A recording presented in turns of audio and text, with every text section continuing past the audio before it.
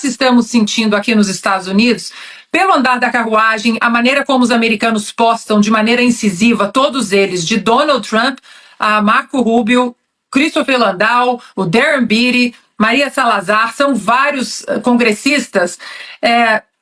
Parece que há um caminho para estabelecer que, dependendo do que aconteça com o presidente Bolsonaro, com a discussão sobre liberdade de expressão no Brasil, principalmente questionamentos e debates em relação à eleição de 2026, ser que os americanos no ano que vem eles considerem as eleições presidenciais no Brasil ilegítimas. Eu nunca havia abordado aqui, prezados colegas, mas acho que não gostaria de virar as costas a esse problema, a questão das sanções.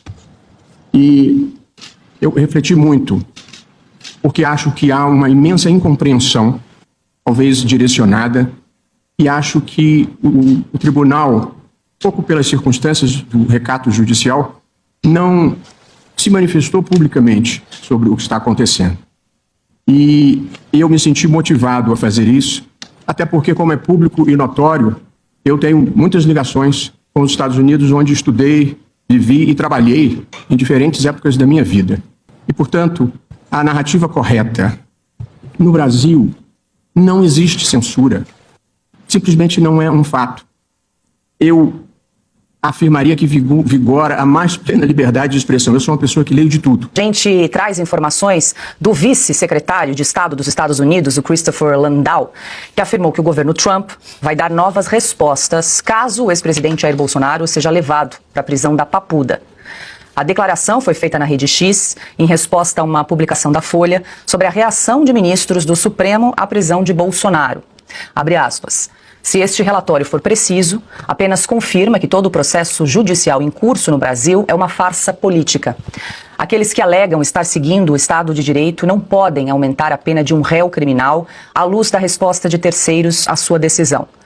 Como Donald Trump e Marco Rubio enfatizaram, os Estados Unidos responderão adequadamente a essa caça às bruxas política e não serão dissuadidos por ameaças judiciais. Já numa outra publicação, Landau cobrou que o governo brasileiro tome medidas para limitar o poder de Alexandre de Moraes. Ele disse que a falta de ação pode comprometer a relação histórica entre os dois países.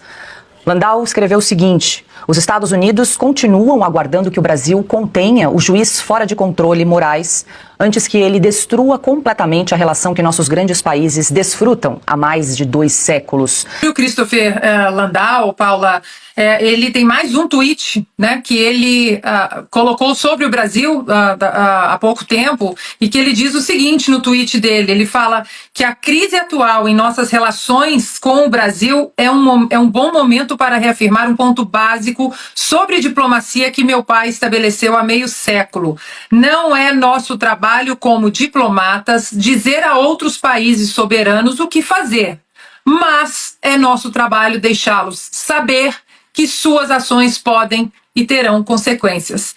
E aí, Paula, a atualização que eu tenho para vocês em relação a algumas conversas que eu venho tendo desde a semana passada aqui nos Estados Unidos, 2 coisas que me perguntaram bastante nos últimos dias. Uma é: quem é Talhaferro? Esse nome começou a ser mencionado pelos americanos. E aí, quando eu começo a explicar que o Talhaferro não é simplesmente uma pessoa que não gosta do Moraes, mas que fazia parte do esquema do Alexandre de Moraes dentro do TSE, aí realmente há um choque. E a segunda coisa é que muitos me perguntaram na última semana, são pontos sobre maiores esclarecimentos e até alguns vídeos com alguma legenda em inglês sobre o voto e com o voto do Fux. Parece, Paula, que o voto do Fux, assim como algumas pessoas na esquerda falaram, não, foi perfeito o Fux ser um dissidente e não concordar com outros 4, porque mostra que nós estamos numa democracia. O problema é que o Fux, ele não discordou de uma coisa aqui, uma discordância pontual. Ele disse está tudo errado, esse julgamento tem que ser anulado, e aí quando eu conto que foram quase 14 horas de voto, aí realmente eles ficam mais curiosos ainda. Outra coisa, Paula, o que nós estamos sentindo aqui nos Estados Unidos, pelo andar da carruagem, a maneira como os americanos postam de maneira incisiva, todos eles, de Donald Trump a Marco Rubio, Christopher Landau, o Darren Beattie, Maria Salazar, são vários congressistas. Parece que há um caminho para estabelecer que, dependendo do que aconteça com o presidente Bolsonaro, com a discussão sobre liberdade de expressão no Brasil, principalmente questionamentos e debates em relação à eleição de 2026, pode ser, Paula, isso eu não ouvi de ninguém não, é uma conclusão que eu estou tirando baseada nas conversas aqui. Pode ser que os americanos no ano que vem eles considerem as eleições presidenciais no Brasil ilegítimas, assim como eles fizeram com a Venezuela.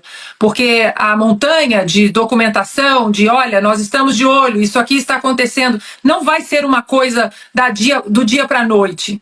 Eles estão se munindo de muita coisa, de muitos argumentos, de provas, embasamentos jurídicos e principalmente, pelo que eu estou percebendo aqui, no voto do Fux. O presidente do Supremo Tribunal Federal, Luiz Roberto Barroso, afirmou